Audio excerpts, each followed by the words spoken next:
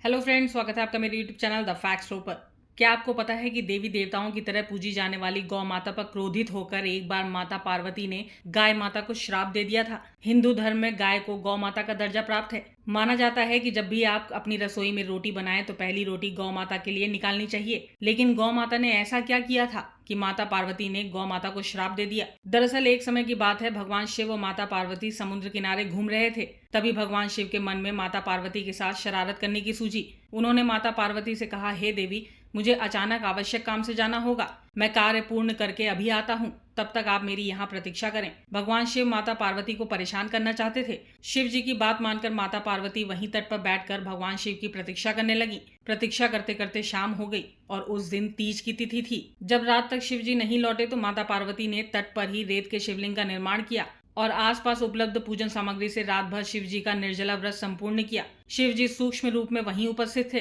और हर गतिविधि के साक्षी थे। सुबह होने पर माता पार्वती ने समुद्र में रेत के शिवलिंग और पूजन सामग्री का विसर्जन कर दिया। इसके थोड़ी देर बाद ही भगवान शिव प्रकट हो गए और बोले कि हे देवी, आपने कल तीज की तिथि पर मेरी पूजा नहीं की।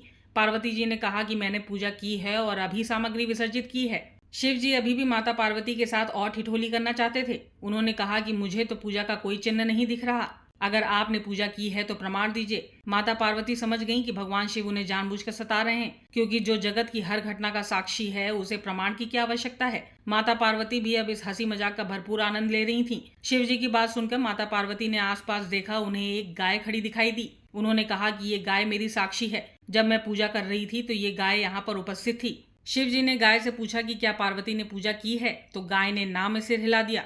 शिव जी ने कहा कि देवी पार्वती, आप असत्य कह रही हैं। गाय ने आपकी गवाही नहीं दी। शिव जी के सामने स्वयं का अकारण झूठा साबित होना माता पार्वती सहन नहीं कर पाई और क्रोध में आकर उन्होंने उसी वक्त गाय को श्राप दे दिया। माता पार्वती ने कहा कि तू भले ही दिव्य जन्मा है और संसार के कल्याण के लिए तेरा जन्म हुआ हो, लेकिन तेरे मुख से झूठी वाणी निकलने के कारण मैं तुझे श्राप देती हूँ कि इसी मुख से तुझे झूठन खाना पड़ेगा। रसोई की पहली रोटी के साथ साथ तेरा आहार झूठन भी होगा। जब माता पार्वती ने गाय माता को ये श्राप दिया, उसी के बाद से माता के रूप में पूजे जाने के बाद भी गाय माता झूठन ही खाती हैं। अगर आपको मेरे चैनल पर दी गई जानकारी अच्छी लगी हो तो सब्सक्राइब कर दें, लाइक एंड शेयर भी करें और आगे इसी तरीके की नई जानकारी पाने के लिए बेल आइकन दबाना ना भूलें। Bye bye.